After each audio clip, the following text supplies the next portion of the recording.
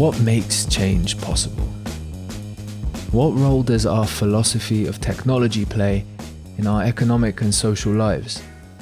How does the way we think about communication influence the technologies which influence our horizons? What's worth building as we become increasingly entangled in a digital world built for extraction and captured by oligarchs?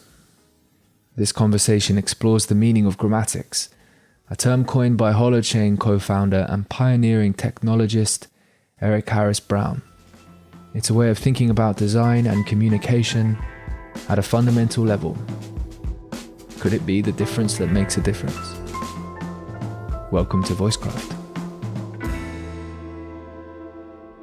Well, I am very glad to be sitting here and speaking with Eric Harris-Braun, a co-founder of Holochain and creator of The Weave, and Josh Field, contributor to the Voicecraft network, one of the lead developers at the Infinite Reality engine.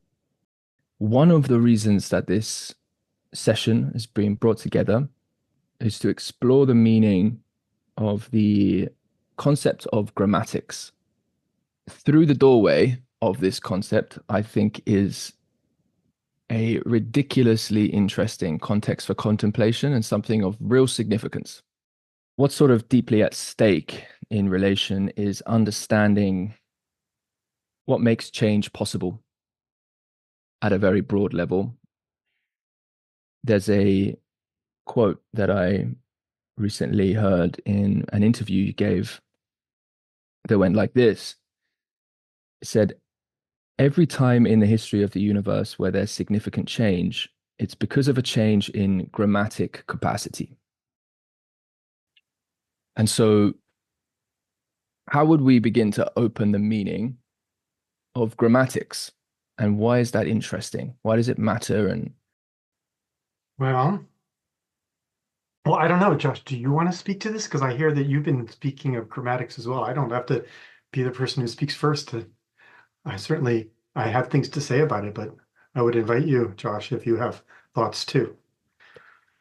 I'll do my best. I definitely don't think I'm an expert on the topic, but I do like to play with the ideas. Yeah, in my understanding, grammar and grammatics is really an abstract tool used to identify the change or qualities of patterns that emerge through complex systems. And it's a tool that we can use to kind of compare and contrast and really get at what is allowing certain emergent behaviors to be in the system, whether it's the expression of certain phenotypes from certain genotypes, whether it's the capacity to express genotypes at all through molecular biology, or whether it's the kind of more classic example of expressing language through a variety of patterns of symbols and meanings and structures of sentences, right? So it's really just the tool to describe the change of patterns applied to a certain domain as a very kind of abstract expression. Yeah. Yeah, that's right. For me, so I think in that quote, what I said was the arrival of a new grammatic capacity. And so the way you talked about it is a tool of thinking, and that's like grammar is a way of understanding or categorizing a pattern. But I think for me, one of the pieces that landed so powerfully was this notion of a grammatic capacity, which is the embodiment or the landing into reality, there being a form that holds a partially specified pattern, not a fully specified pattern. In other words, a template. And it lives in reality. Like there is a template, a capacity to receive and to express that then instances, according to the pattern, arise out of it in reality, not just in the theory. And so when I said that thing about the greatest changes in the world happen when there's the arrival of a new grammatic capacity, I mean it literally. It's like the fact that you have electron valences and you have this opening, a pattern of connection, so things can connect. Then you get electron valence is a pattern for for the assembly of all different types of molecules. DNA with RNA and the genotype phenotype, that is a pattern for the expression of living beings. Neurons are a grammar for, an incredibly powerful grammar for communicating across distances in a biological scale. The hormone reception and production is a way for individual cells to communicate with other cells. There's a grammatics to that. And so for me, this term grammatics is an encompassing term, but I really love the capacity part of it, which is that it's not just what we think of academically, which you apply after the fact. It's that there is actually a way of being in the world that embodies the expression into existence of all these different types of things of a given class that are governed, expressed by, or governed. These are not the right words. In fact, grammatics is even the wrong word because it makes us think of language all the time. And it's really more like it's about this templating, about this patterning. But I like grammatics a lot because the thing that evokes is speaking into the world, the production into the world, and also the reception, the two halves of that. And does that answer your question? I'm not sure if I got exactly to where you wanted with that, and I'm trying to build on also what Josh gave. Yeah. No, I hear you. I think that's great as a beginning. I'm sort of with a deep sense that I intuitively get this and have it grokked, but I suspect that if I attempt to articulate it precisely, there may be some elements missing. So some of the ways that I relate to this, clearly, yes, it does invoke notions of language. It invokes the reality of as you say, a sort of a context of communication that's available to receive and respond to the meaning that is shared. So in that sense, it is a kind of a way of naming a medium for communication that is part of a weave or woven into cosmos as a kind of quality of potential relationships between entities or beings or organisms that affords communication, but that affords, in principle, a kind of collaboration, as well as the kind of provides a basis that can also be rejected or, in principle, predated, or from the perspective of any agent on there, right? There's a field in which my jaws could deny your participation. There's something I wanted to ask you a little bit later on, but one of the things I'd love to just clarify is, and we'll get into maybe some of the application in technology as we move in, but you use the phrase defining the rules of engagement with respect to what can be built with Holochain and using the weave. Would it be fair to say that understanding the rules of engagement in a context of communication would be effectively equivalent to understanding the grammatics? Well, it depends the level that you're at. Probably not. So one way of thinking about grammatics is to think about dimensionality. So in any space, when you can find out in any space, and sort of that's an abstract term, which you could call a domain or an area of interest, whatever, you can think about the dimensions, the things that are kind of orthogonal from one another that you can think of independently. So in spoken language, some of the dimensionality is subject and predicate. That defines the actor and the acted upon, or it defines the what and the verb, the subject and the verb. Like those are two orthogonal notions, and we separate them because we recognize them as having a different. They're literally like on a different axis, as if it was a mathematical dimensional axis. And so to me, I think grammatics is a lot about understanding the dimensionality of a space and having a way to represent the dimensionality of a space in some embodied form. So when we're talking about the rules of engagement, well, again, it depends on the level, right?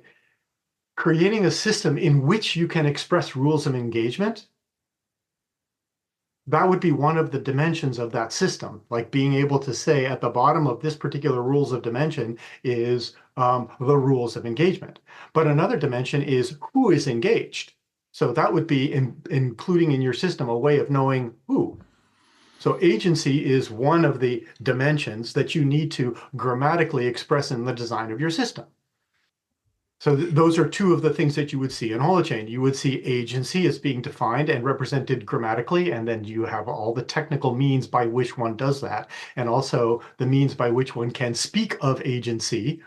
So you can send a message to an agent, and so these, like, that is one of the bits of dimensionality. So rules of engagement, the rules of engagement are a specific game that's being played. So you combine all of the agents and rules of engagement, and you get a network, one network that can interact according to those rules of engagement. And then in the Holochain system, you say, oh, okay, we need many rules of engagement interacting together when you pop up into the weave, and you have a different grammatics, which are what are the types of rules of engagement. So one type of rule of engagement is membranes, which is the being part, the who are we together. So that would be who gets to be in and who gets to be out. So that would be one kind of rules of engagement would be around making those decisions. Another kind of rules of engagement would be around what we do together, not who we are, what we do, which is as a dimensionality. And so those would be like, oh, those are the rules of engagement of, if we're a chess tournament, 1, managing a tournament, 2, games, 3, point systems, whatever you might have in that, 4, conversations about chess. So those would be 3 different rules of engagement, talking about, playing, scoring. And so even inside there, you're going to end up finding grammatics, which is dimensionality of the space that you want to represent. Does that make sense? Am I like showing, but Yes. like, again, it depends at what level you're talking about, what will be grammatical. It's when you identify the dimensionality, and then you can think according to that dimensionality, represent it, and therefore do interesting things because, wow, oh, we see the dimensionality of the space. Cool. Then we can move in the dimensionality of the space. I mean, it's almost like, it's really kind of simple when it comes down to it. It's map making, X, Y coordinates, and a topological, because you need to represent X, Y, and Z for map making. But the spaces are so many types of spaces. Spaces of human engagement, spaces of communication, spaces of physical. You know, I always think one of my favorite things is a chair. What is a chair? This is a butt receptor. Right? It is there is a dimensionality to receiving butts and sitting in it. And so then you understand what a chair is because grammatically, you know that there is this thing called a butt receptor. I'm just trying to say that the dimensionality of the space of where you're going to speak grammatically is physical space, emotional space, social space, all kinds of different spaces. And that's why we use the term engagement, because you can engage. Well, we use the term engagement in the Holochain and the Weave land because there are so many. It's like a really generic term for how sociality happens. Instead of saying a social space, because nowadays we think of social spaces as. Anyways, I'm going down a rabbit hole there on terms. Yeah, right. So ways that we might often reference this sort of things with terms like, affordances, constraints, mediums, maybe meta mediums. Yeah. Yeah. Protocols. I know that's something that's that you build out, include in your building out of point. Go ahead. Yeah, but the thing that's interesting to me about the term grammatics is that it brings to mind a coherent set of dimensions about a specific space. And all the other terms that you use don't do that. They're correct. Like even template is correct. But grammatics, like it's like, oh, there's this whole space sharing of meaning. What is the dimensionality necessary to share meaning? Well, if we know what the subject and what the predicate is, we can build meaning about how things act. What language is it's all about. And so it creates a coherent view of dimensionality and how to express and receive it or build on it in the world, either cognitively or physically or otherwise. Because it implies the particularization of a domain. That's the additional function, right? So if we were to say, you know, constraints and affordances, we'd be saying in this context, in this context of interaction. So grammatics is sort of a kind of a holder for all of those. Okay. And of course, the Alexander people would say pattern language. Yeah, that's another way of talking about what grammatics is. And so it's interesting that pattern and language are stuck together in his framing. So, yeah, right. Josh, I'm going to bring you in a moment because I know that I'm actually just curious to open it to you because I know that sometimes you've built in some additional terms in terms of for frameworks of thinking that include grammatics, but I'm also wanting to open it up to sort of follow your own interest here. I'd just like to sort of lay the foundations for why are we having a podcast about this? What's one of the long running themes in the network and in the podcast has been considerations around what makes change possible, what actually changes throughout history, what constraints and what influences are that constitute us, in what ways can we build lives together, can we pay attention to the patterns that we are a part of that would be helpful to pay attention to, should we want to make wiser choices, should we want to figure out ways to collaborate and live healthily in the world. So an interest in this is grounded in something really fundamental at the level of life, and what kind of choices can we make that influence things even in a conscious direction is sort of interesting. I mean, the degree to which the choices we make at a level of sort of big history can in any way like really be that much in touch with what happens is kind of curious. Often we sort of learn about the effects of big changes in history sort of after the fact, and there's a kind of post hoc analysis, but nevertheless the notion of wanting to understand the world we're a part of, pay attention and make effective choices is an important one. Now, when we think about the big changes that have taken place in the context of technological evolution, this is another core part of your work and thinking, Eric. You'll speak, of course, about the early development of the internet and the particular grammatic capacity that afforded.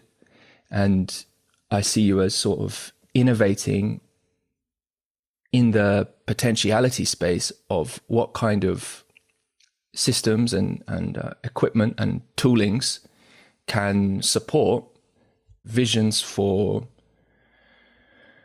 reconstituting and sort of protecting a context of belonging in culture that are more resilient to the kind of, you use a term like the intermediation of potentially centralized powers who might not actually care for the core of belonging that was in principle at the heart of the care of a particular community. So examples of this, presently, like we have sort of thinkers like, let's say, Yanis Varoufakis, who's quite well known, speak about what he calls techno-feudalism, pointing to Amazon, Facebook, and not only the mining of big data, but the utilization of that sort of oppressively, in a sense, in a kind of feedback loop with our own attention that hones itself ever more on what will appeal to us that we might then go purchase and what have you. He argues that it's capitalism's become this techno-feudalism because even let's say the producers of a good or a service are beholden to their sort of access to using these big platforms that are really wielding the real power involved in terms of the data on decision making and the habits of how people engage online.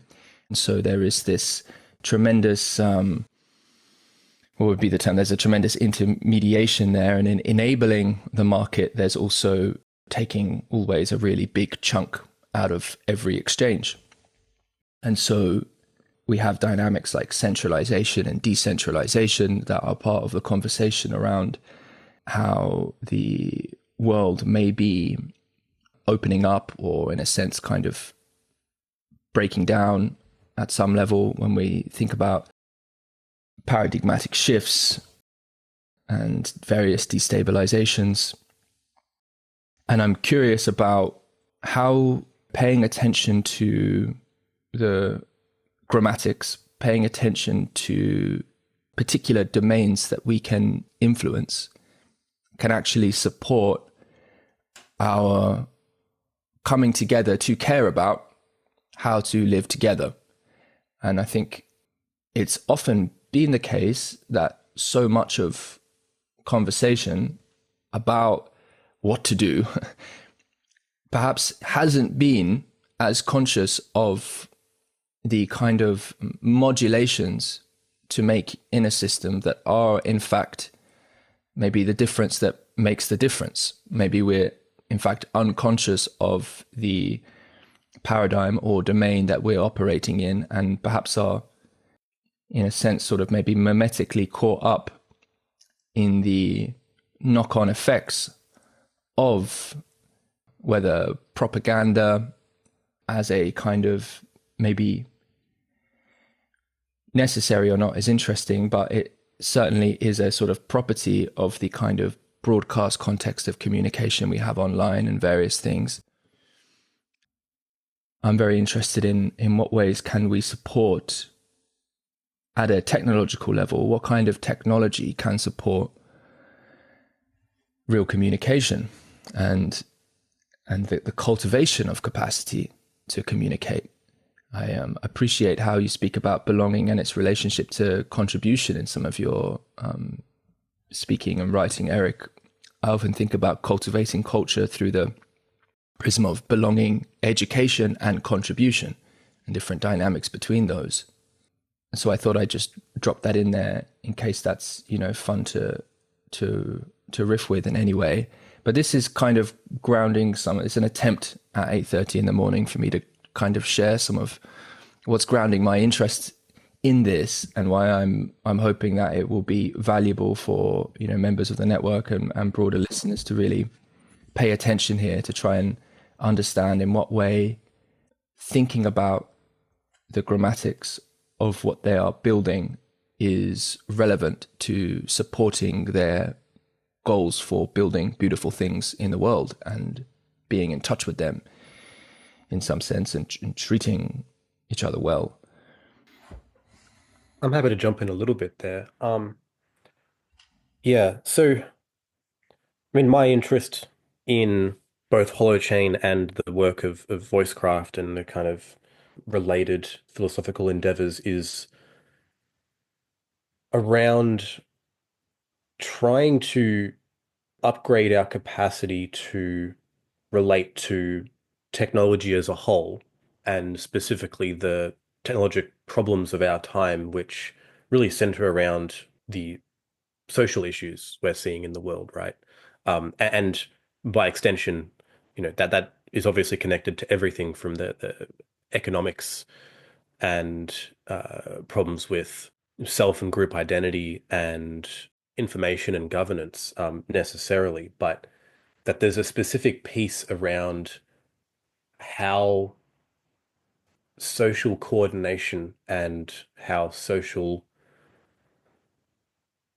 it feels to interact with people, right? I think with the advance of, you could say late stage social media, which we're currently engaging with, which is both mediated by, AI bots and kind of this very culture war driven dynamic, is in part due to the economics of running social media platforms and running governments and running corporations, but also due to the kind of co-evolving nature of how the niches of social interaction are filled due to constraints of technology, but also due to constraints of what people are willing to engage with because of what's either familiar or what's available to them, cognitively, right? In terms of like a technology that's too advanced, like VR isn't still it's still not quite ready enough for people to engage with because it's a bit too out there still. But there will become a time when that is the case, potentially.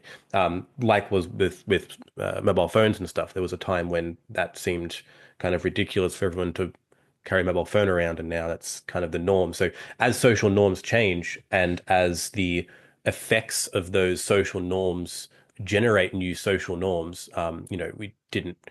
Most people didn't anticipate that the advent of Facebook would lead to the kind of doom scrolling dynamics we have today. All of this is to say that there's a way of thinking about this problem that Eric is really good at articulating, which centers around these capacities.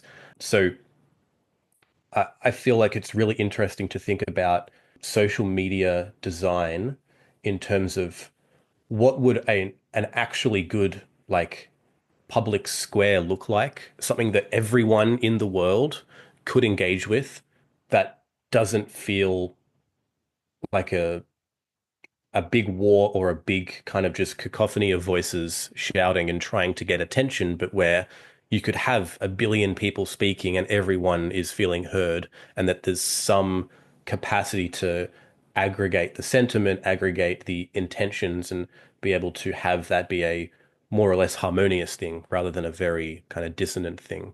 So kind of pointing at uh, what is the dimensionality of that problem? Obviously huge. And obviously you bring in kind of the notions of the meta currency project with looking at how to kind of get past the kind of socialism, capitalism debate into something that's a bit more nuanced, as well as what governance, self-governance looks like in the age of AI and, overreach of institutions. So obviously that all needs to be considered, but there's also a point at which individuals are able to take action and what it feels like to be engaging in actually helping to build solutions in that problem space rather than kind of just being like, what do we actually do? Like, so there's some bridge between the agency of individuals and the design of a better future that needs to be kind of uh, connected. That bridge needs to be made in order for people to not feel disenfranchised, but to feel empowered. So that's kind of the kind of space of consideration, I think. There's so many places to take this. I'm not really quite sure where to head. I think the one thing that shows up for me in this is a feeling of like, I don't know. I have no idea.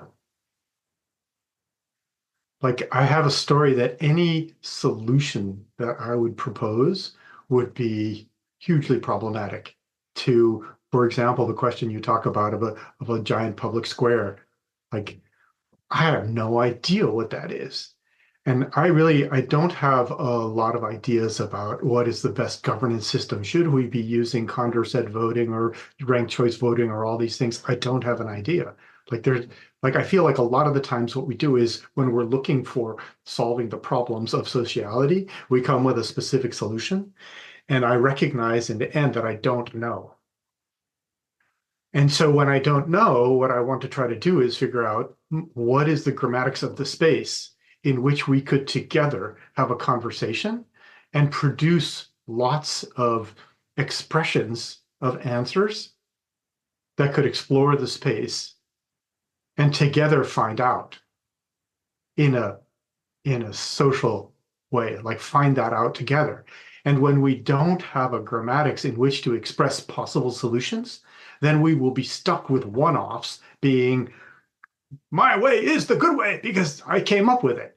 And and this solution is also, we're left with some problems, right? Because it's like creating an abstraction for a thing, and the abstraction could miss the dimensionality. In fact, it will miss the dimensionality almost necessarily. And this is why language is used to do commands and speak and have this kind of conversation. But if we were speaking in poetry, that's because, and creating poetry, it's because subject predicate doesn't quite work right. And so it's used orthogonally for a different purpose. You can do that. That's an interesting thing to do. And so I don't quite know. So that's an important thing for me about, like, again, checking which level we're addressing the questions of the pains that we're experiencing, like the pains of belonging. And that's a complicated question. Well, why is belonging lost? And there's some way to me in which belonging is lost well before capitalism, well before, I mean, to me, belonging, I don't know, maybe this is old. It's like, it feels to me like the alienation of belonging is a long history since the rise of supremacy consciousness, which has then been reified in many, many, many forms into modernity where we are now. And talk about getting philosophical, we could go down that path for a little bit. I don't know if this is useful to where you're going and what the network wants and the conversation that it has. Oh Well, yeah, absolutely. Go ahead. yeah, I feel like the kind of central notion here is agency, right? The kind of disenfranchisement is in part due to a lack of sense of agency, that it kind of feels like there's an immovable object that you're trying to push when you're engaging with social media, especially in designing like a new social media site or whatever. It's just like the space is so big to explore and so hard to get any traction.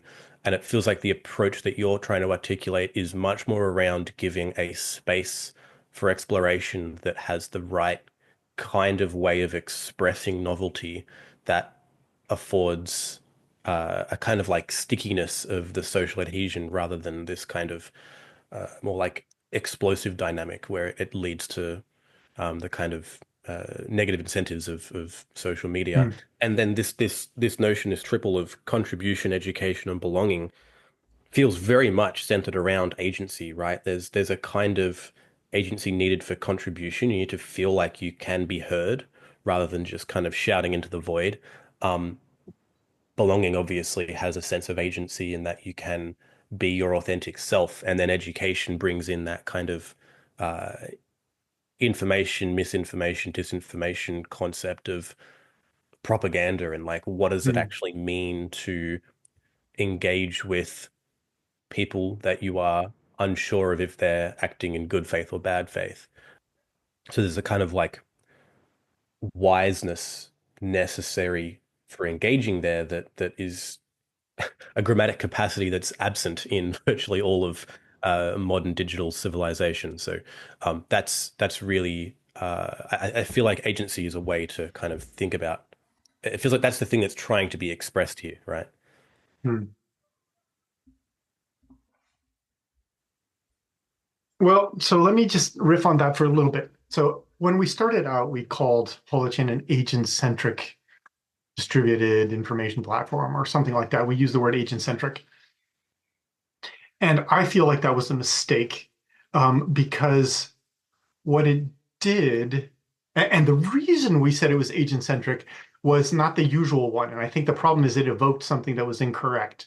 I think the thing that the agent-centricness evoked was a sense of my freedom to act, to be an individual and not be being beaten down the by government, by overreach, by corporations, and like it really reached it hit a real pain point that we have of alienation that you're speaking to. But when we were talking about agent centric, what we meant was agent centric as opposed to data centric, which was the what we were saying against. We were saying no, there is no such thing as data. What there is records of experience, and experience includes an agent who did the agency. And so we evolved to was saying, okay, no, Holochain begins with empowered agency, but continues into accountable sociality. And so I can't hold the term agent without putting it immediately into the context of accountability and a social context in which you are accountable as an agent, and your agency is limited by the rules of engagement, because otherwise you're not even an agent in some sense. You're just like, if you're not playing by some rules of engagement, there's no sociality and no agency. There's just white noise almost. Like there's nothing to create coherence or meaning or sociality or anything. And so the belonging thing, yes, it has agency. It's an important thing. There's that empowered agency where we're not being broken. But also, agency, that is the core notion of modernity, the amplification of infinite agency. And that's a deep mistake, as I'm coming to learn. So anyways. I mean, yeah. So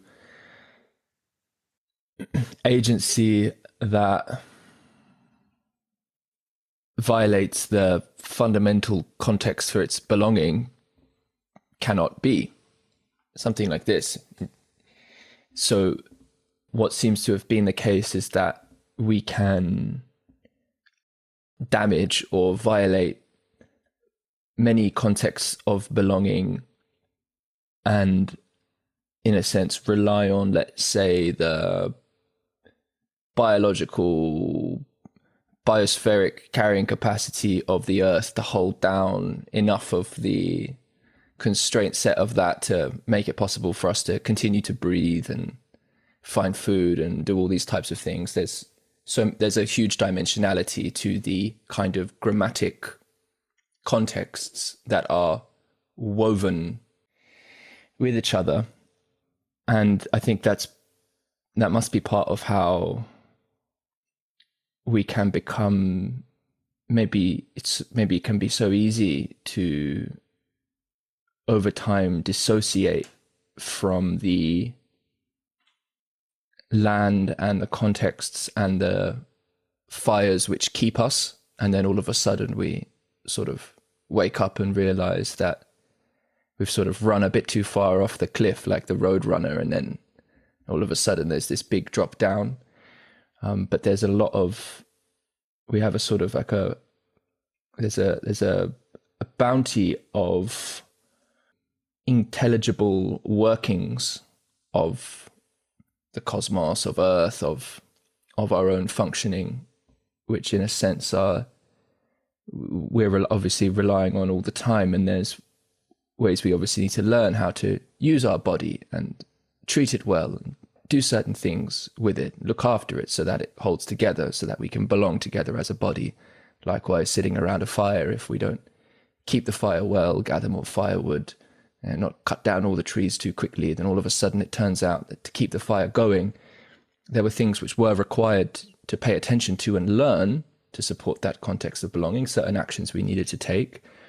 But then also there's the reality of change and evolution, and the quality of agency that is worth perhaps defending is that sense of curiosity, is perhaps that desire to contribute, in fact, to a broader possibility of belonging, in that sense of creation being brought into being that perhaps holds together in a manner that can be appreciated, at least for its time. And perhaps that's not quite the same way that your father did it, that your parents did it. And of course, maybe that's okay. Maybe that's necessary, because it turned out that there were sort of permutations in the broader context that needed to be paid attention to. But there's also still something about just our relationship as human beings, as sort of life forms, to boundaries and limits, potentiality itself, What is there to see? What beauty is there to follow, aspire to creating, all this kind of thing. And then all of a sudden, it's a curious one, isn't it? There's obviously a dynamic between to conserve, what to progress, what to change, what not to.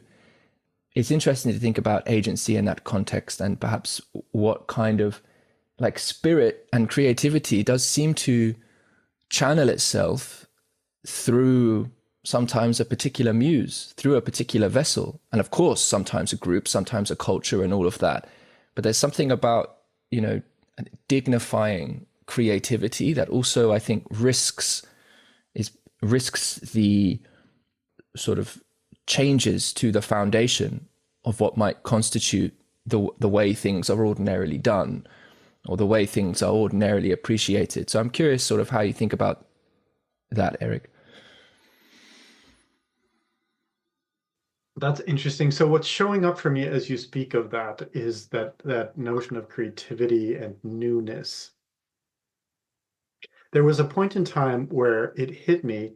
And like one of the really interesting understandings of the modern age is this notion of evolution, right? The universe is an evolutionary place, and that notion of not the survival of the fittest, but as Paul Crefeld says, the survival of the fit, which is that which fits together well. And sometimes it's not about strength. In fact, most often it's not about strength, it's about the fit. Okay, so that notion of evolution, right? But the reason it hit me that evolution even happens is because it's always in the context of some grammar. So grammars create the possibility of evolution because there is the coherence that you were just talking about. It's something that is not a random, it's not 100, it's not a million monkeys, which would actually never in the history of the universe produce a work of Shakespeare. The combinatorics are just too big. In fact, actually reducing the combinatorics and the combinatorial complexity by having a template inside the dimensionality of the space is what creates evolution.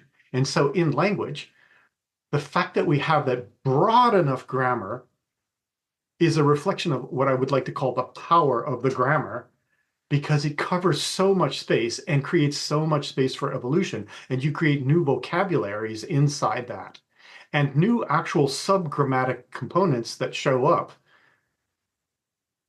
inside language, because I'm sure it didn't start out with subject, predicate, object, and subclause and plurality and all tenses and all that stuff. Those are grammatic elements that were added on top of two initial grammars. Grammars evolve and build on themselves. So we have evolution in the content of the grammar and in the evolution of the grammar itself. And so, yes, agency lives inside all of that. And you can break it. You can go too far. You can say things that are nonsensical in language that nobody will get. And you can bring it back a little bit. And then we just have the evolution of this thing that we are using right here. So, yeah, that shows up. And there's one other thing that shows up, and I want to relate this back to what you were talking about, Josh, about the social media spaces and being able to actually even understand anything at all that I'm curious about. And I'm wondering where you all have gotten to, which is what is the grammatics of sense making itself? What is the dimensionality of how we as humans take on frames in which we can understand a thing at all? And so this notion of grammatics is itself a tool for sense making, because you can start to think about the world through the lens of the dimensionality of the space that you're in. How does that idea itself come into our brains and become acceptable as a thing to hold?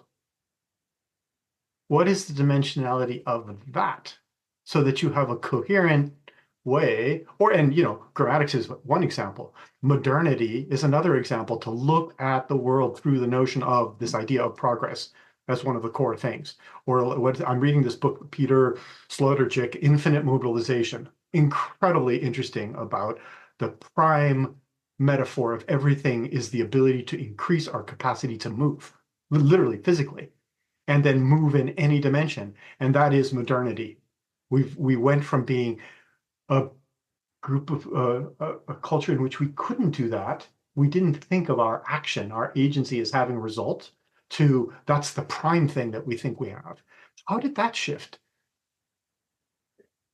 And I think this relates back to your original question of belonging and action and creativity. it exists inside a context of that which makes sense at all to do. And the grammars, the grammatics of, or this other word that people talk about, the frames, the paradigms. Paradigms I don't like so much is because it's about a mental structure. It's much deeper when it's a societal structure. Money, debt-based transfer of value as the main way we think about how to represent and build value together, something that can be reduced and become fungible, governs all of our thinking, just across the board, everywhere. And we use it in language. Let me pay attention. So it's like that embodied thing, which is not a cognitive thing. It's a physical thing in the world. It's a structural thing about how the world exists.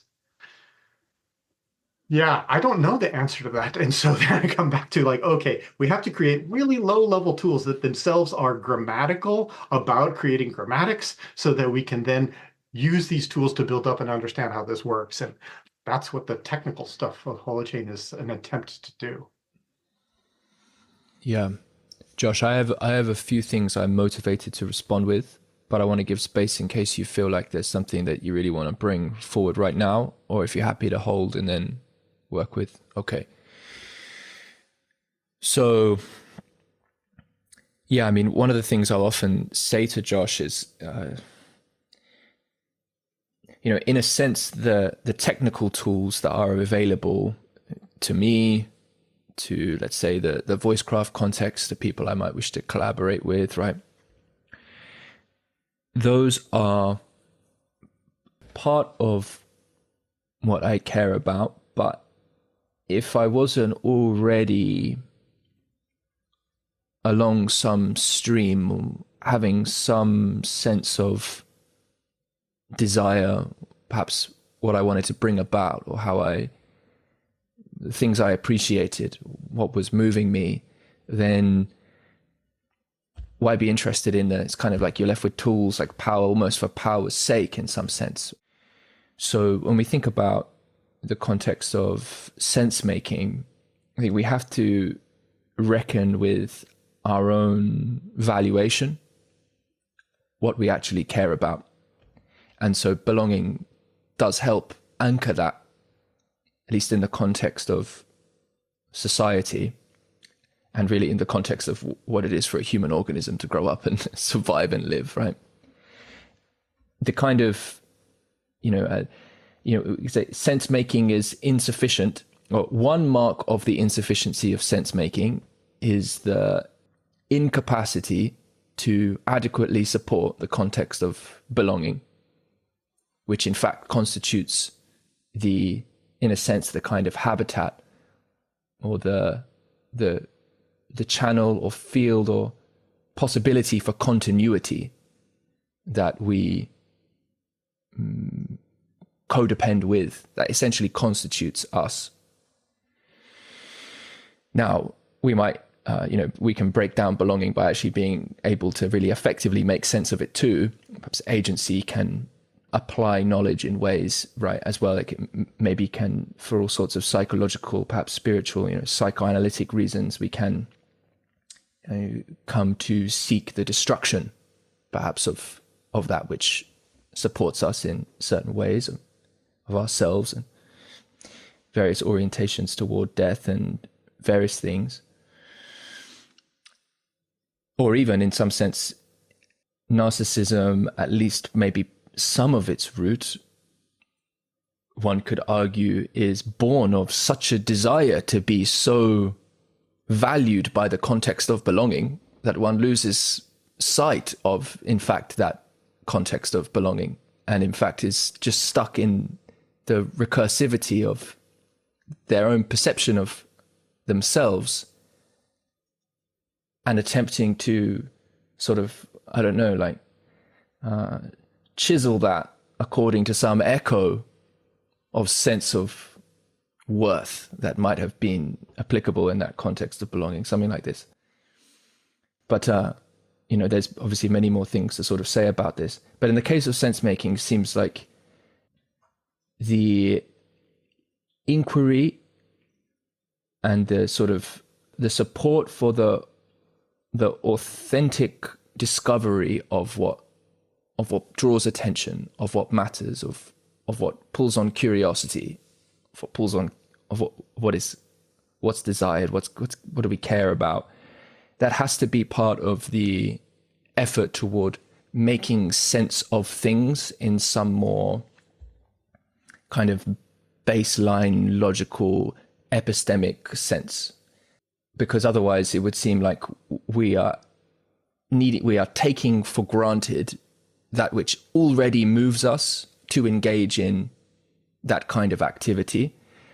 And so we're kind of necessarily stepping off the plank, so to speak, of the ship that can, in a sense, regenerate itself, that can regenerate the context for its own wayfinding and participation as part of this broader cosmos, ecology and stuff. So I could go on in sort of just the contemplation a little bit more, but it's been a sort of an approach of mine to, and I'm super interested always in meeting people who think like technologists and who think like coders and who are very interested in sort of mapping domain spaces and thinking all that. I mean, as a philosopher, I also I enjoy that, but I've often been particularly interested to spend more time with those who are engaging in that as part of an expression of, in a sense, a more holistic philosophy of participation in the world. For sure, like sense making unbound from, the examined life in the sense of Socrates, right? And engaging in the depth of who are we really, and what are we doing? What calls me? What do I care about? What is sacred to me? How can I be of service to the sacred? All these types of things seem to be like so crucial to have present in that context, which wants to make sense, both for the sake of the sense making, as well as for the sake of the good, really, the good. Yeah.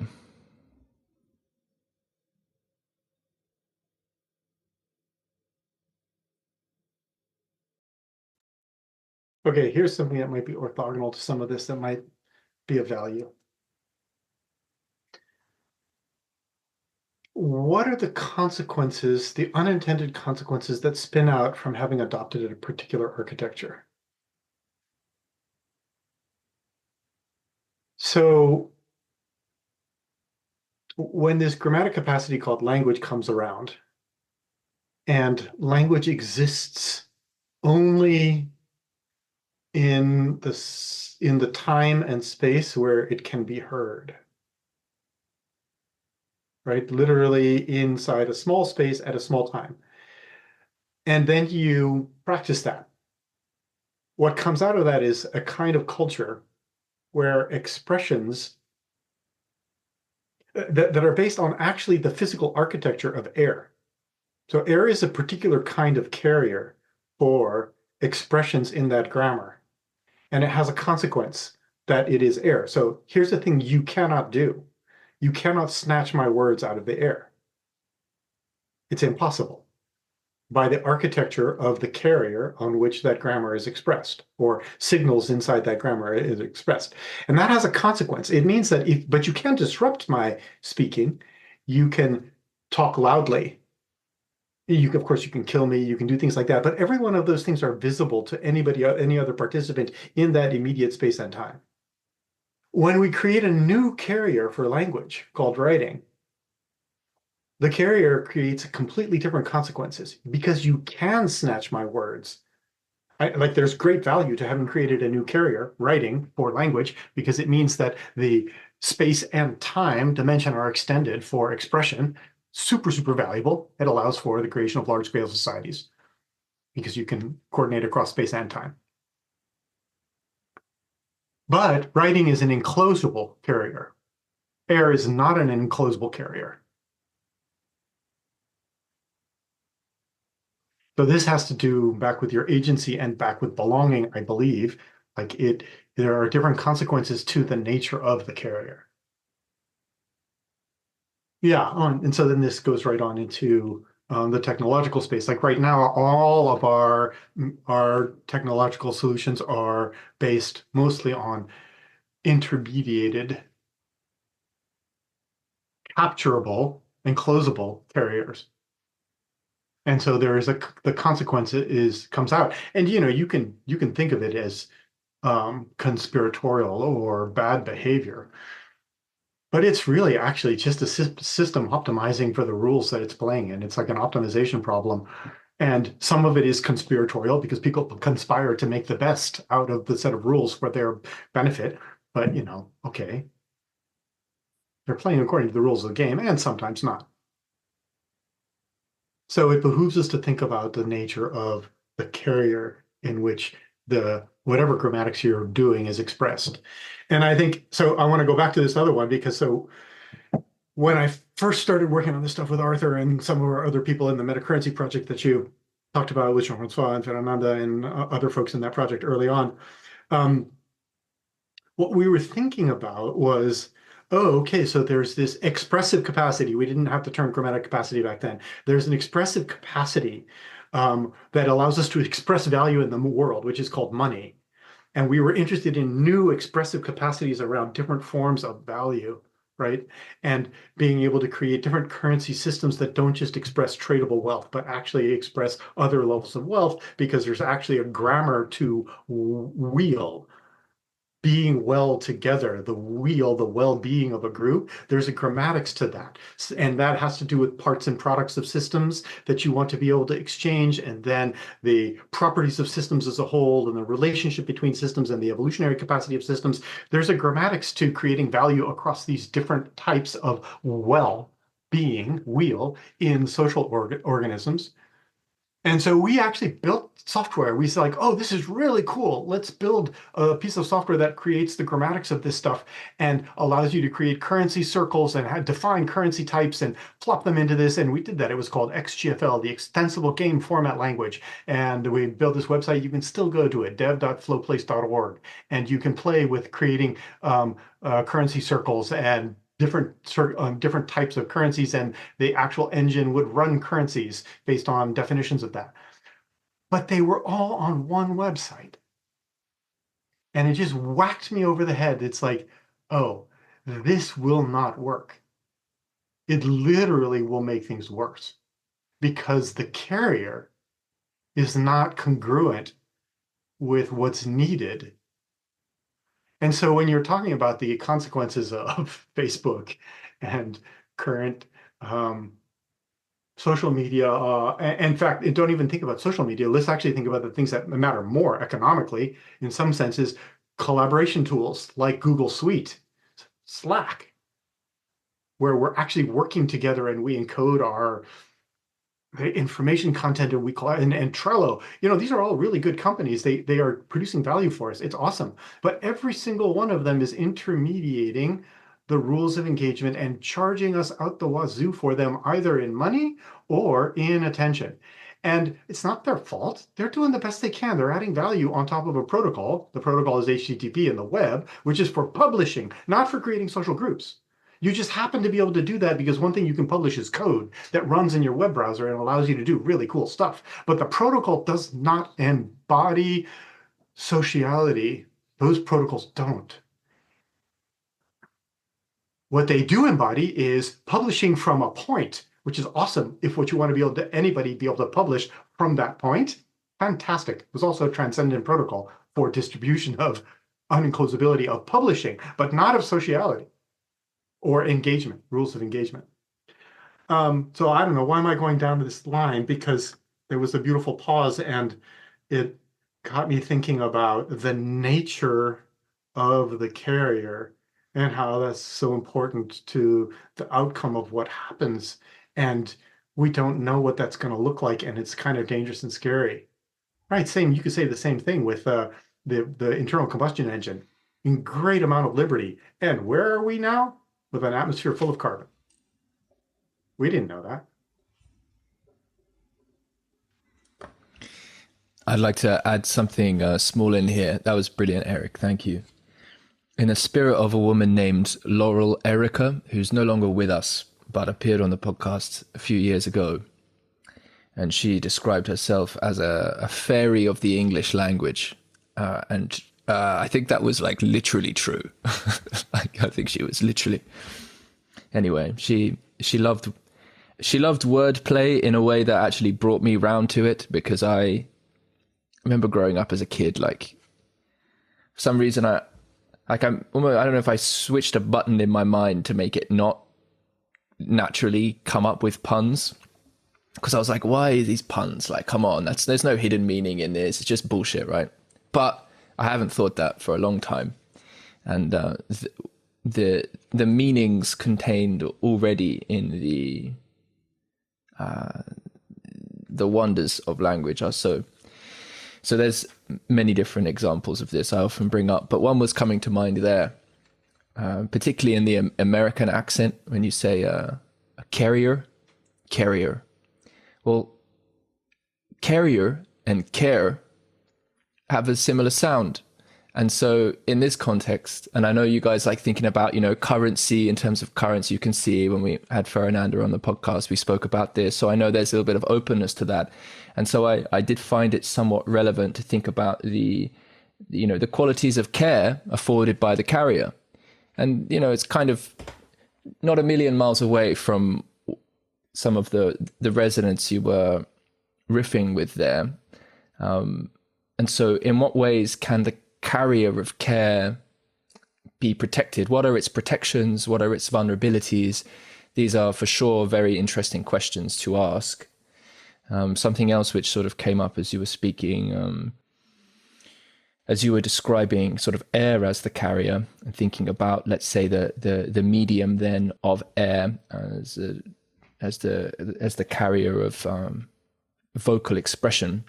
Thinking through the grammatics of that is something that I believe in the thinking of a man named Forrest Landry, who I'm not sure if you've spoken to before. Yes, you have. I think I mentioned you to Forrest some months ago. He speaks about a triple of the relationship between song, text, and code. And it struck me as you were speaking there that would be an interesting place of further dialogue. To bring it all back, part of why this is interesting to me is what kinds of elegant, clear design of technology can actually serve value. Not only what we care about, but also, in a sense, what the story of care is that has in effect been woven through us over the course of evolutionary history. Now, of course, there's much to that story, which involves things eating things and all manner of kinds of behavior that, there's lots of complexity here. I'm not for a moment romanticizing or wanting to sort of be naive about any of this, but at the same time, there's a tremendous majesty of this relationship between collaboration and competition, and which has created such a complex and wondrous possibility of life that would seem to have been. I just find it so interesting that all these grammatic capacities, that we're just a massive interwoven stack of these, right? The level of the cell, at the level of the organs, how these things connect. It's such an interesting point of departure for thinking and contemplation, how it is that we can participate here in a sense, creating our own feeling of what it is to be like in conversation together. That brings in a sense of the grammatics for how we think conversations should go, but there's space to find out what it can be for us and all of that. And so consciousness is kind of living between us here. But of course, there's the privacy of my own subjectivity that might be tracking some of this in relation, and then all the complexity of the body and relationships and coordinations. And so the fact we can relate, given that tremendous intelligible functioning of that stack, which can actually be in support of the effort here right at the top, so to speak, but hopefully rooted from the depths in communicating. How much, is conversation, is speech, is the craft of voice more resonant, more potent if it's channeling, in some sense, an integrity of that structure? And can it speak from an integrity of that structure of belonging as we sit here contemplating together in what ways we are embedded in the world, right? And in what ways we might consider interacting in it so as to treat it better, right? We're in a sense, we're expressions of those ideas, and yet those ideas are also a kind of influence, in a sense, and are conduited at primitive, in quotation mark, levels of intelligible functioning of the cells and the organs and all these types of things. And so I just find that tremendously interesting. So I think about, bring it back to the care and the carrier. I'll just leave that in there, open to riff with.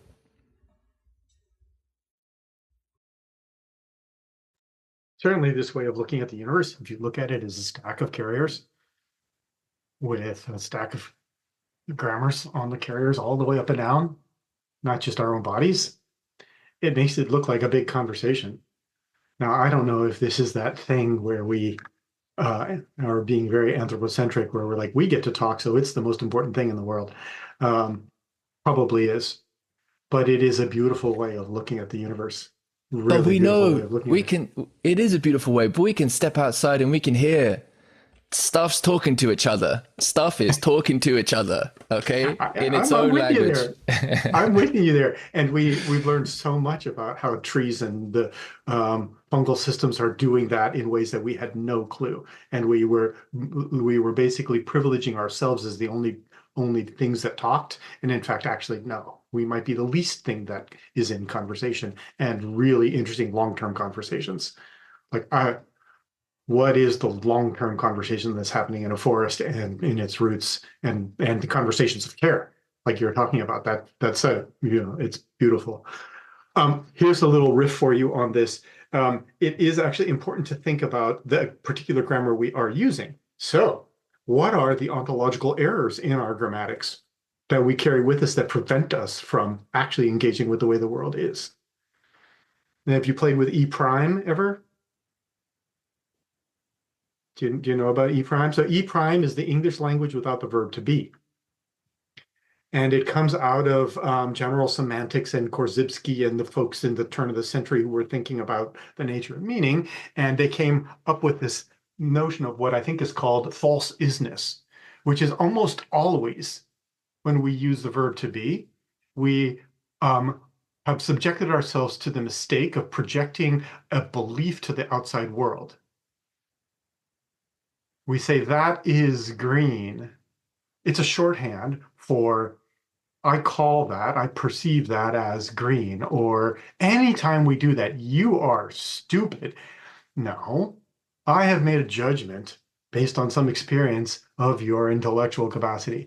And it reduces what's true, what seems more true to me about agency, my own verbing of something out in the world. But we do it, and that creates this incredible set of mistakes about saying that these things are out there rather than they are experiences and evaluations in here. And so nowadays we have all kinds of really good therapeutic techniques, NVC, all these things. When you said this, it made me feel that way. I interpret your experience, and we actually have started to learn these things in therapy, by going to therapy, or like being in talking circles and stuff, which actually are workarounds for false isness. So that's a fun example to me of how the grammatics itself carries with it a long mistake that we keep speaking of sense making, and completely incorrect attribution of what exists in the world because we have a false concept in the language. the verb to be. And I think there are languages that don't have it, or they also do a bunch of other types of grammatical units that change your capacity to be in relationship with different parts of the world, which really fun to play with. And I think Robin Wall Kimmerer talks about this about Potawatomi in Braiding Sweetgrass, some of the language constructs that are different, that create a different kind of relationality. And of course, this goes to, linguists will say, nah, don't do the Sapir-Whorf hypothesis about what you can and can't think about. So there are some errors in there, but I don't know where it lands. It's interesting to me. Yeah, there's a couple things that are sparking here for me, but I want to give a little bit of space just in our time remaining. Josh, I think about you as someone with tremendous capacity to build. And so yeah, I'm curious in what ways you've been attempting to build and attune your building given relating to the notion of grammatics, and if there's anything that would be worth asking in there or sharing or clarifying as well. Yeah. Without it getting too technical. um, yeah, Well, I mean, if it's valuable, if you feel it's yeah. you feel it's important enough, you go ahead. Well, I love the pushback on agent centrism and agency and those kinds of things, because it makes a lot of sense, the kind of data centric versus agent centric. And I'm also reminded of a couple of conversations I've had with Nicholas Luck, who's previously at the Holochain Foundation and now working on Coasis, which is another articulation of the richness of grammatics and applying that to the kind of social grammatics you speak of. And I know that, there's conversations around how to integrate Coasis and the weave and what that kind of looks like. But the way that they're thinking about it, which has agents, perspectives, and languages as its core ontology, and then the next level up being neighborhoods, social DNA, and social organisms as a way of building truly evolvable.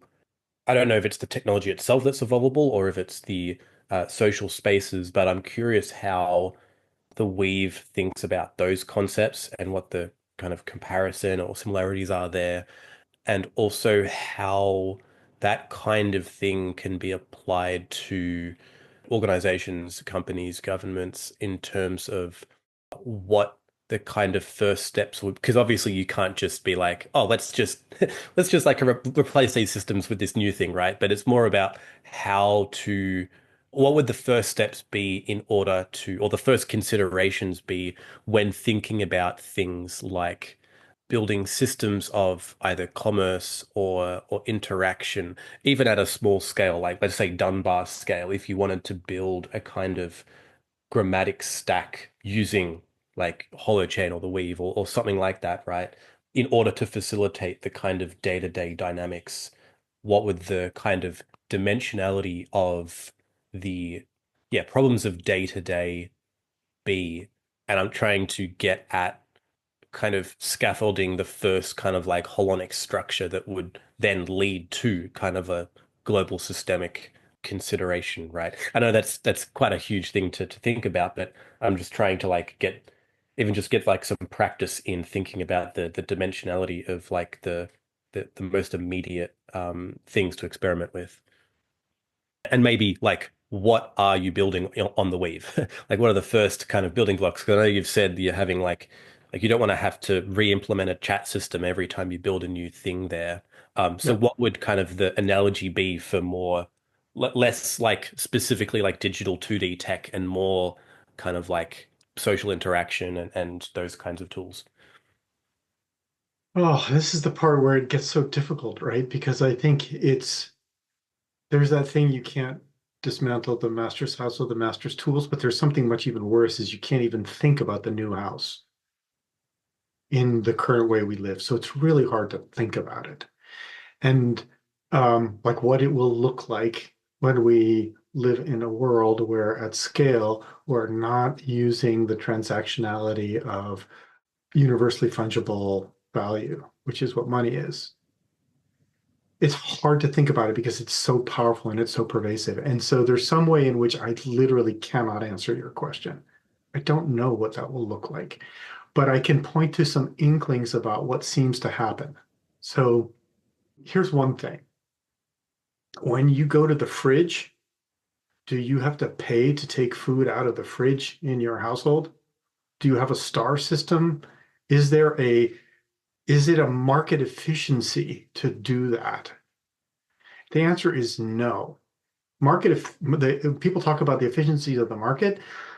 It's much less efficient than what happens when you have below Dunbar's number relational knowledge of what's going on and that people are playing by the rules of the game together. So you don't have to track that stuff. It's actually hugely expensive. So my sense that the value that's created in small family cooperative systems that doesn't have to do that to solve purported problems of freeloaders, it's going to look something like that. But it means that we have to have an augmented understanding, an augmented capacity to be able to make sense of that we're playing by the games reasonably well.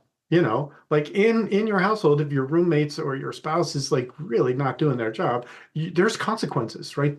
This is much more like a commons type space and an Ostrom level commons type space where there are comments, there are consequences, there are graduated consequences, there are clear rules of engagement around those, and they're there.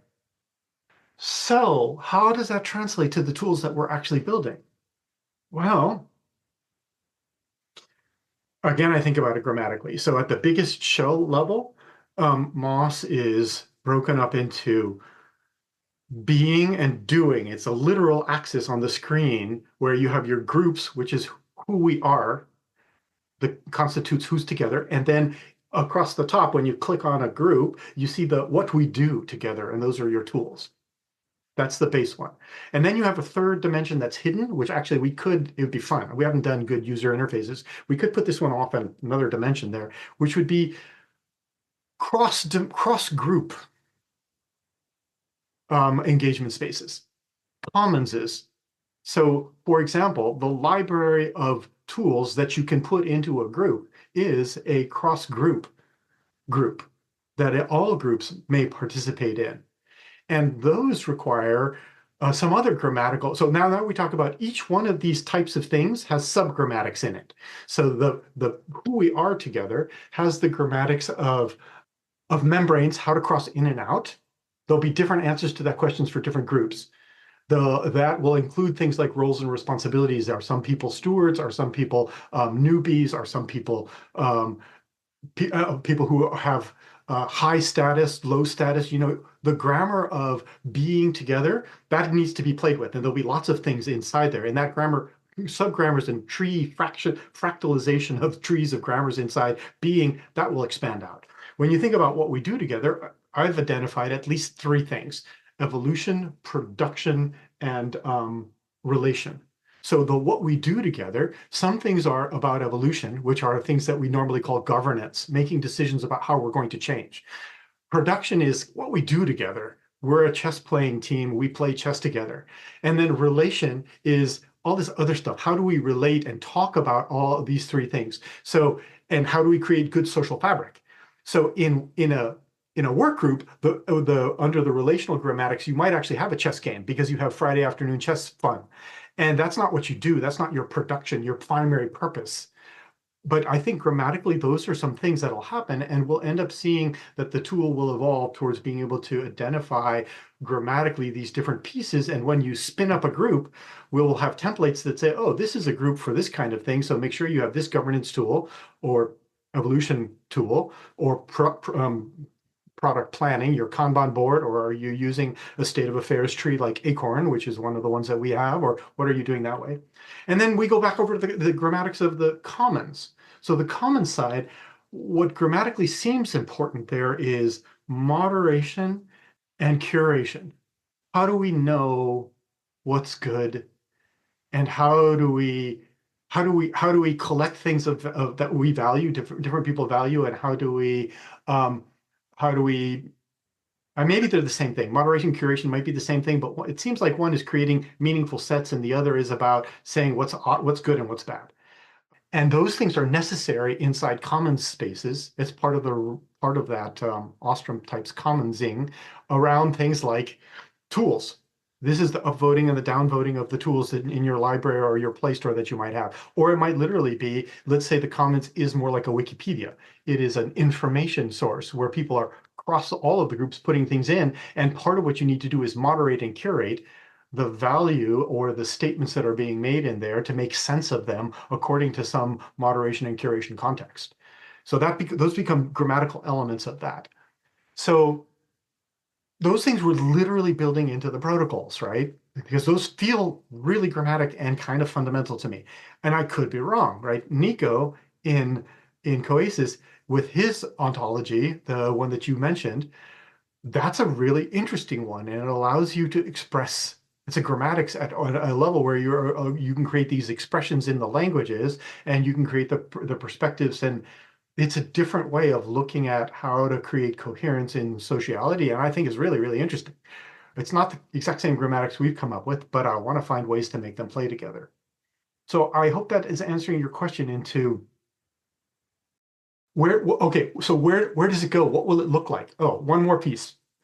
Another grammatical element that we've added into the weave is this notion that every tool is broken into assets. So I think of a tool as a coherent use, a coherent unit of function. And so it's not so atomic that you just assemble the basic atomic levels. It's a higher level. It's like a mid-level approach to thinking about grammatics. And I don't know if this is right or not. Could be wrong. But the idea here is that a person who's building a tool, like let's say a Kanban board, really gets the sense that there are boards, there are columns, and there are cards. And creating that kind of level of coherence, that's three different elements, and you can think of each one of those as an asset, and all of them play together well. So you want to create the ability for developers of tools to think coherently about sets of assets. But you also want those assets to be deployable across a bunch of other contexts and intermingled. And this is what you were saying about not having to redevelop chat, because a chat app has a notion of a thread, a notion of a channel, a notion of a topic. Each one of those can be an asset level thing that itself should be as a coherent unit embeddable or usable. But you might just want to drop a comment thread onto a video chat like we can here. And so the weave allows designers to create coherent assemblages and then have those pieces be able to be pulled out and transcluded and put into different places where they are appropriate to be assembled. And so what does that look like? I feel like in your sense of where does this go? Well, we've been able to define who we are, what we do. I imagine that in a space where that stuff isn't driven by economies of extraction, we can start to do things like the Dunbar level, the below Dunbar level of social self-awareness, that we can actually engage in what we care to do without having to track it all down to the last cent. And then maybe we can start to build some of the currency systems that we had originally envisioned back in the metacurrency days out of the relationality of those groups and see how it expands out. So that's why this has been a long road to hoe. I thought I was going to be building those things as the first thing, and it turns out instead, no, we're doing a uncatchable carrier because that has consequence. And two, what is this asset level of engagement spaces of which once you've built up all kinds of relationality, then you might finally get to saying, okay, we know who we are, we know how we play together, what do we value? Maybe now we can start tracking that value that comes out of the relationality. Long answer, but I think it's grammatic and an attempt to get at why it feels like we might get someplace with that without me telling you what the answer is and giving a vision of how it might show up. Yeah, how do you think about the notion of trust in this context? Because it seems like it's kind of like rebuilding the grounds for trust in the kind of social space by virtue of the fact that the grammatics of the modality of interaction and exchange of social value has changed. Um, Yeah. because I see that like yeah, like the all of the blockchain and all these kind of other expressions of trying to solve that problem are almost going in the wrong direction and trying to eliminate trust, trying to actually track everything down to the last cent. Like carbon credits and all these things seem to be heading in that wrong direction. So is trust something that you see as a re-emerging notion here, or is that maybe the wrong frame? Oh, I love the question. I mean, trust is such a fascinating word. Like so many of these, it's a word that is covers over a whole range of ontological notions that we would be really nice to be able to split out and know what we're talking about. So I appreciate that you brought forward the blockchain example. And DAOs. DAOs are a really interesting experiment in creating social interaction in a trustless environment, right? And it's so funny to me because the analogy that I use on this is here's a life and death situation where we need to be able to trust our lives. It's called getting into small metal boxes that can go 100 miles an hour, really fast, and hurl at each other and not crash into each other. It's a life and death thing. So how do we create the trust that I'm not going to die when I go out on the road? Well, here you go. A protocol, stick to the right. As long as I stick to the right and everybody sticks to the right, I'm not going to die. So I can trust in the protocol. But then I can have progressive embodiment of that protocol into the substrate of physical reality. First one is paint a line, because sometimes I don't know which side is what left and right means. Then I'm trying to deal with the expanded place that I'm driving at night or when it's raining. So I might want to put in reflectors, or I might want to do rumble strips on the side so that I can hear when I cross the line. And a different part of my body can respond to that. I appreciate, Tim, the stuff you were saying about the body. This is one of those places where we have progressive embodiment of a protocol, stay to the right. Finally, when you're driving super, super fast, lots of people, then you put these concrete barriers inside there. And to me, the DAOs and the blockchain is start with the concrete barriers. Okay, I get it. You want to start with the concrete barriers because you're trying to make something that works in a place where you can't know anything about anybody and you're all driving super fast. That's fine. But when we're talking about sociality, maybe let's start with the protocols and build up to the concrete barriers. So yeah, trust is critical. It's a critical thing. One more analogy to think about trust. What are you trusting in? The tricycle and the bicycle. There are two things. You can drive around in a tricycle and you can trust that a tricycle will not fall over. So if you don't know how to steer or you're young, it's important to have the physical thing be the thing that you can trust in. But when you gain skill, and you can steer and you can trust in your own internal capacity to navigate because you've embodied you've moved the locus of a capacity from the physical external to the dynamic internal. Then all of a sudden you can drive way faster with way more maneuverability because two wheels work better according to the physics of the world than three wheels for that. Similarly, with these questions of how we live together, one of the things will be about navigating when we move the knowledge and the capacity internally to having it on the outside. It's related to the the stick to the right analogy, but it's a little different because it speaks to how do groups of people include steering capacity inside them and does require some bits of information to know how to steer and how to navigate and have signals about what's dangerous and not dangerous. In a way, that's what a bank balance is. This is danger for society for this person to be able to keep going too negative. Maybe you could think about it that way because it avoids the freeloader problem. So these are about signaling systems inside capacities. And to me, it's therefore, we're right back to grammatics. What is the grammatics of being able to build up those signaling systems? And I want to do it from the ones that look like they're more successful. Dunbar collaborative units, jazz bands, soccer teams, families, really productive meetings, these things of the places where your notion of belonging, you belong because you know how to participate, you know how to be accountable, and you can act in your own way, and you can see the results of your actions and those other pieces. Yeah. Yeah. Yeah, awesome. So as we sort of begin to look to draw this to a close, one of the thoughts I had coming into this, and I feel that we've touched on it a bit, and I think your response there, Eric, spoke to this in terms of where you might like to begin. Pay attention, the family, the soccer team, as you say, what are the signaling dynamics that are going on here?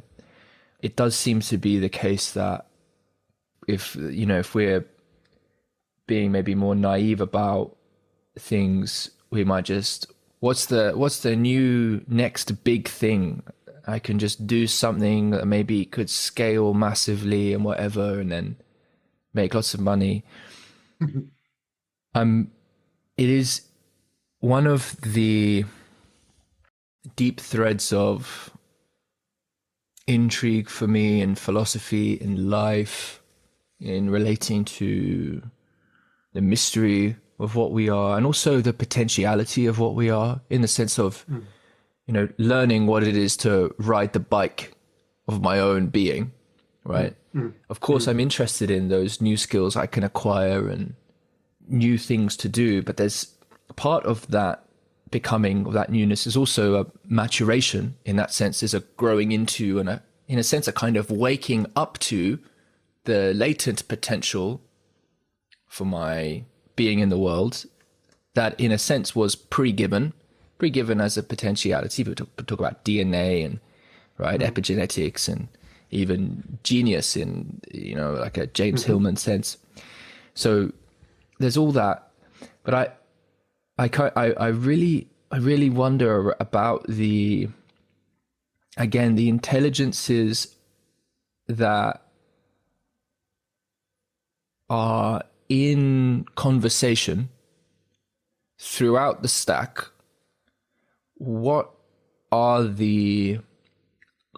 does it mean to cultivate the capacity to tune into those intelligences? And then, of course, intelligences that we might have the capacity, in fact, it seems we do, of course, have the capacity to participate in, that might involve the perception of patterns in nature, in the land.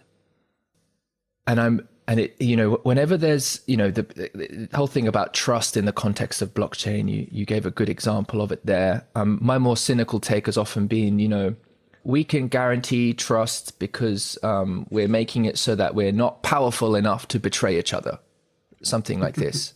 But actually, the dynamics of what it is to love in that sense, and maybe choose not to betray rather than simply be bound from betraying.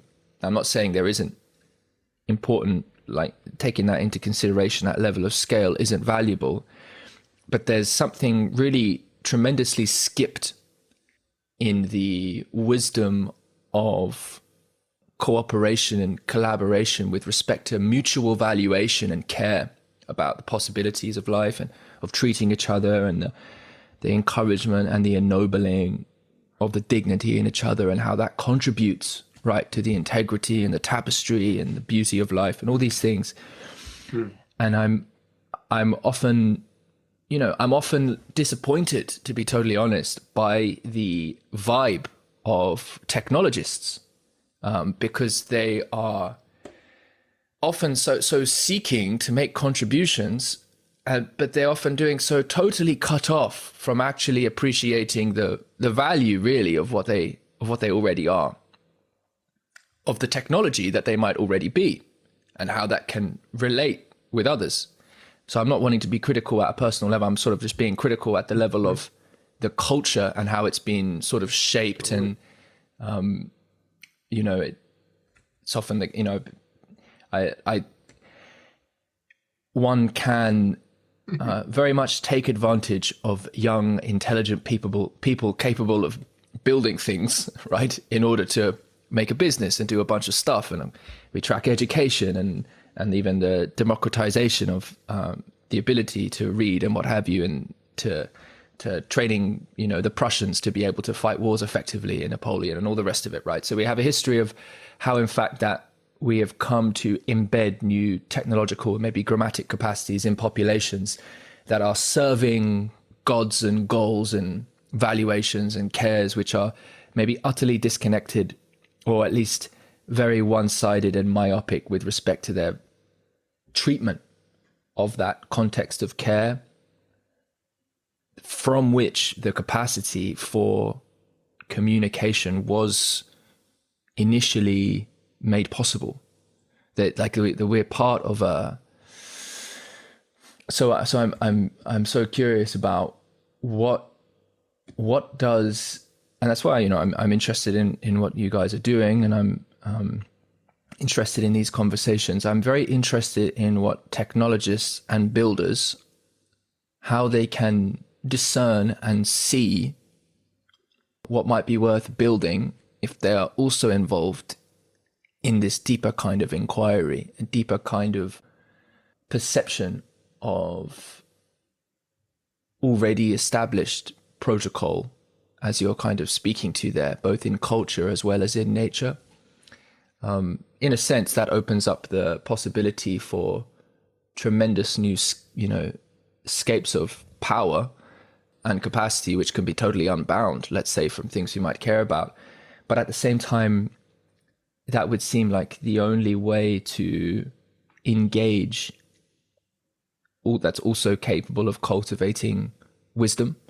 So it's this interesting thing where there's, if kind of a lot of what you're speaking about here, Eric, becomes well embedded in a technological stack that empowers people in various ways and catches on, given whatever kind of network effects and all these types of things, then the possibilities for engendering change in social life are very, very significant.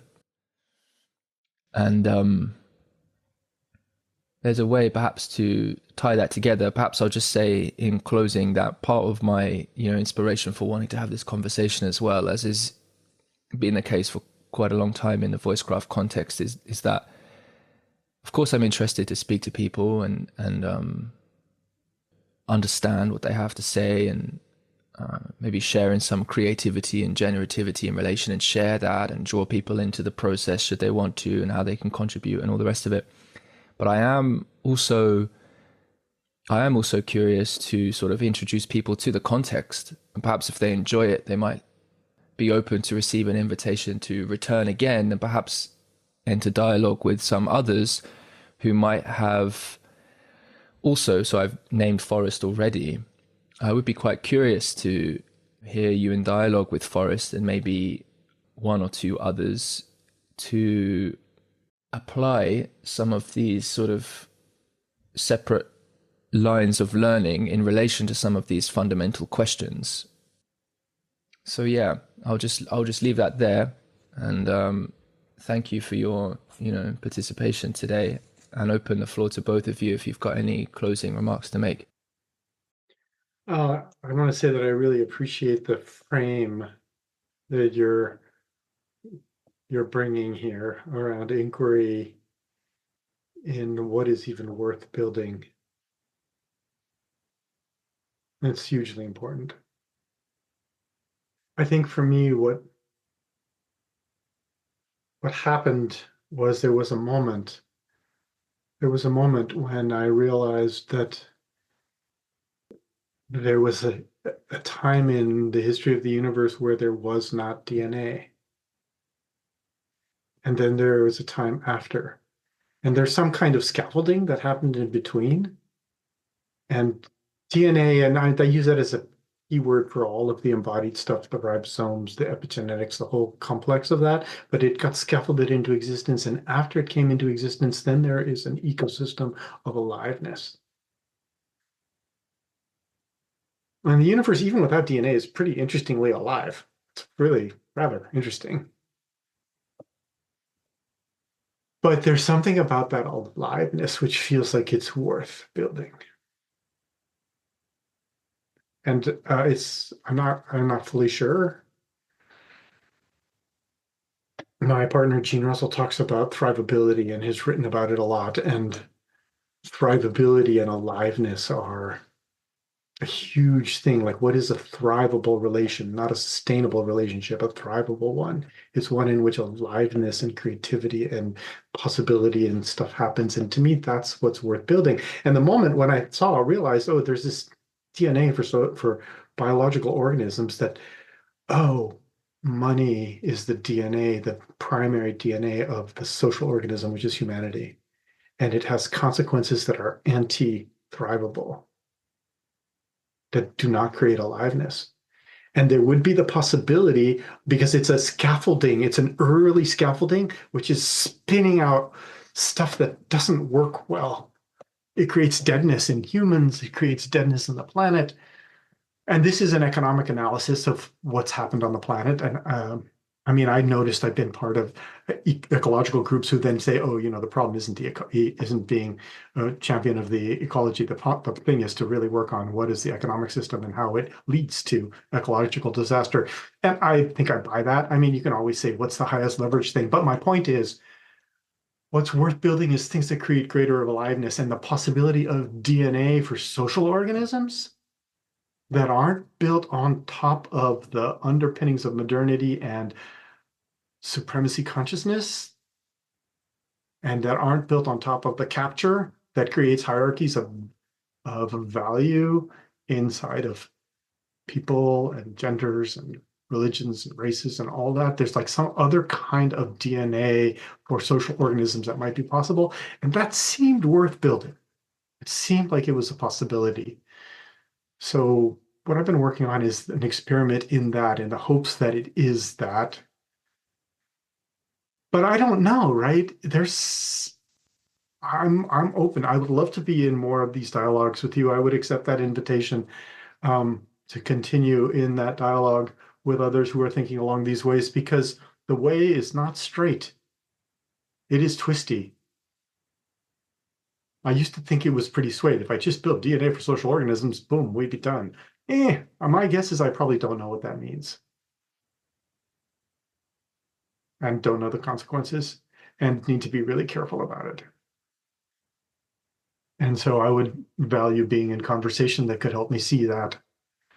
And then I can also speak to the approach that we're using, like for Moss and the Weave, bringing it out. The approach that I'm landing right now for bringing it out into the world, out of the lab into the world, is a relational approach. Start with people who could actually benefit and learn from them and co-create. Don't drop it as if it was a product. And then I can do a focus group and find out who's going to adopt it the most. Like, no, I'm trying to do something different. Or how to actually bring it into the world, a different relational fabric in bringing that kind of tooling into the world. And, it's one of many attempts for different types of where Holochain applications can be and Holochain runtimes can be brought into the world. There's lots of different ways to do it.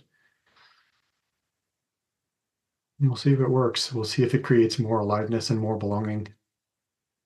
That would be my measure. Yeah, beautiful.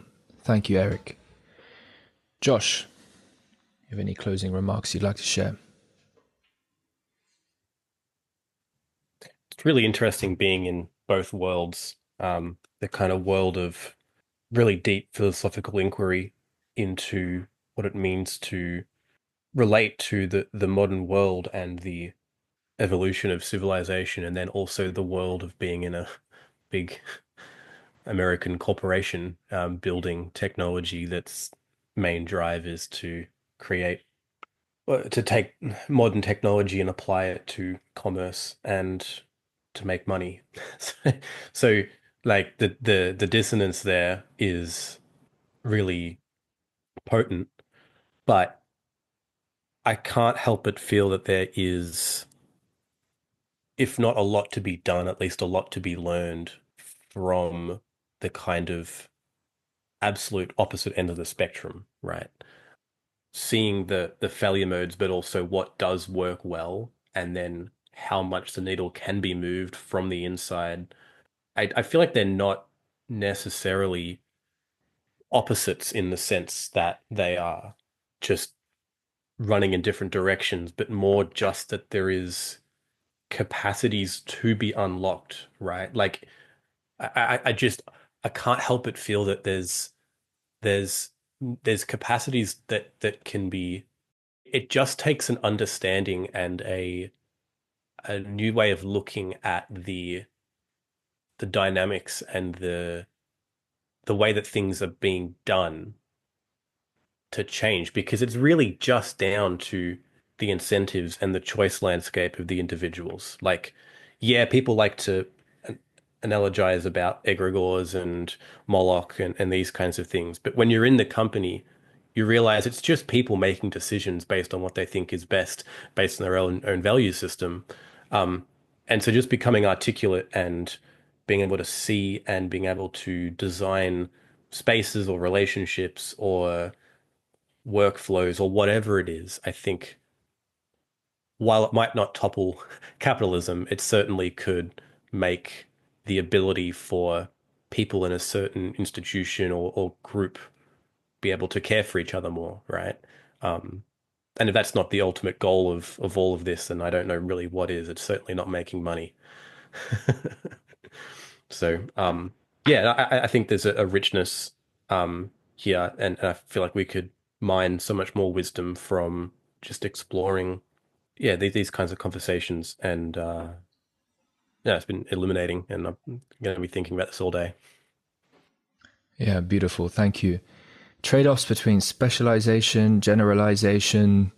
What is it to return to appreciating that broader context one's a part of? All these types of things are coming to mind there. Competence in relation, right? And the kind of how over specializing for one kind of competence and to the exclusion of other modes of contribution kind of can narrow the frame of what you even can perceive as valuable, and then you can come to. There are some very subtle ways that the psychology of different kinds of hierarchy come into play and what it is to address them that I think is quite interesting. And we didn't explore that and how that relates to valuation and what have you. So perhaps we can pick up on that on a returning time. I'll just invite everybody to check out the links in the description, particularly for an interview that Eric has recently done, that he goes through a lot of the ideas here and some more in a very accessible way. So look out for that. Otherwise, thank you very much, both of you. Thank you, Tim.